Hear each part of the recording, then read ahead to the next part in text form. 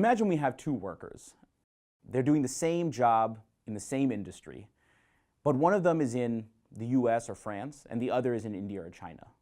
Those two workers, we know, have vastly different outputs.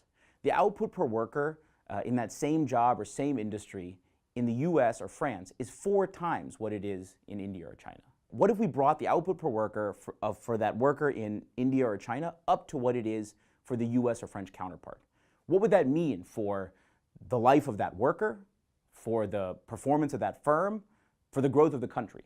What role does the physical work environment, so for example, the temperature at which a worker works in their factory, what role does that play in this output gap? What can the firm do to close that gap, to solve this problem of the physical work environment? We look at the relationship exactly between this temperature and productivity in garment manufacturing firms in India. While documenting this relationship between temperature and output per worker, we stumbled upon this intervention that the firm had undertaken to change its lighting system to a more energy efficient lighting system in kind of a staggered way across its many factories. A more energy efficient lighting system actually also dissipates less heat, to the point that the full change in lighting in a factory reduces the ambient temperature on that factory floor by as much as 2.5 degrees Celsius. So the nice thing about this intervention was that the firm rolled it out in this kind of seemingly random way across its many factories. So we're able to compare the same factory before and after it's had its lighting changed, and compare also factories that have had their lighting changed to other factories that are very similar that have not yet had their lighting changed. So now the only thing that's different in addition to this lighting is the temperature that's prevailing on the factory floor. What we find is that this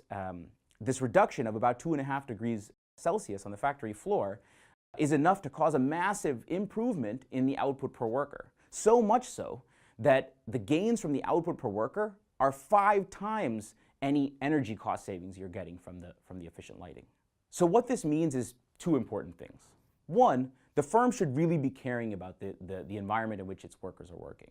And improving that not only would improve the welfare of the worker, but will actually improve the profits of the firm. The second thing is that when the firm decides to adopt energy efficient technologies, it shouldn't just be thinking about its cost savings. It needs to be thinking about these positive additional benefits it's getting via output.